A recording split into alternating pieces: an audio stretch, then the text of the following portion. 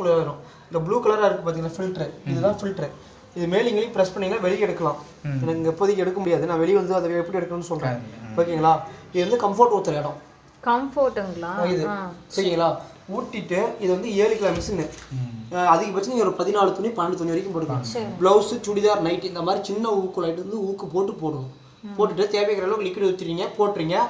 நார்மலாக power on off பண்ணி சுவிட்ச் போடுங்க. பவர் ஆன் பண்ணால் அப்படி தான் வந்து நிற்கும் ப்ரோக்ராம். ஓகேங்களா? இதுதான் ஃபஸ்ட்டு ப்ரோக்ராம். எல்இடி பல்ப் எரியுது பாருங்கள். இதை வச்சுட்டு ஸ்டார்ட் கொடுத்தா போதும். உங்களுக்கு இப்படி ஸ்டார்ட் கொடுத்தீங்கன்னா அப்படி கோடாக போய் சென்சார் பண்ண தான் டைமிங் காமிக்கும். அதுக்கு முன்னாடி உங்களுக்கு டைமிங் காமிக்காது. ஓகேங்களா? ஃபர்ஸ்ட் ப்ரோக்ராம் வந்து ரெகுலராக யூஸ் பண்ணுற காட்டன் துணி நீங்கள் போட்டுக்கலாம். அடுத்து 2வது ப்ரோக்ராம் டர்போ வாஷ், கசக்கி துவைக்கிற துணி நீங்கள் போட்டுக்கலாம். ஓகேங்களா? 3வது குயிக் வாஷ். இது பாருங்கள் 23 நிமிஷம் ஓடும். இது எங்கேயாவது வெளியில் போயிட்டு வரீங்க, அலசி போட்டால் பரவாயில்லங்கன்னு நினைக்கிறீங்க பார்த்தீங்களா? வேறு ஸ்மெல் மட்டும் வருது பார்த்தீங்களா? அந்த மாதிரி துணி தான் போடணும். இதில் 4 துணிக்கு மேலே போடக்கூடாது. ஏதாவது வெளியில் போயிட்டு வரீங்க, அலசி போட்டால் பரவாயில்ல, துணி போடணும். 4 துணிக்கு மேலே போடாது. ஓகேங்களா? ஏன்னா 23 நிமிஷம் துவைக்கிறதுனால அந்த அளவுக்கு வாஷிங் குவாலிட்டி கம்மியாக இருக்கும். ஓகேங்களா?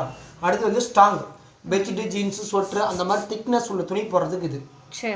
ஓகேங்களா?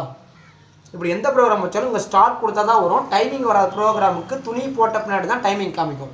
ஓகேங்களா? வெளியே ஊற வச்சது கிளாத்தை போடக்கூடாது, ட்ரை கிளாத்து தான் போடணும். நம்ம போடுற சட்டை அப்படியே கழட்டி போட்டுக்கணும். ஓகேங்களா? இது இந்த வெளியே ஊற வச்சு கிளாத்து போடக்கூடாதுமா, ட்ரை கிளாத் தான் போடணும். ஓடக்கூடாது, அதே மாதிரி டோர் ஓப்பனும் பண்ணக்கூடாது. ஓகேங்களா?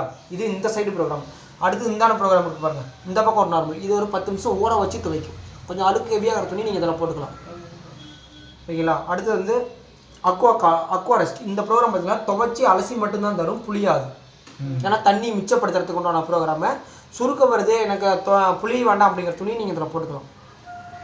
அடுத்து இந்த ப்ரோக்ராம் ஜென்ரல். இதில் வந்து சுடிதார், சாரீஸ் போட்டுக்கலாம். ஓகேங்களா?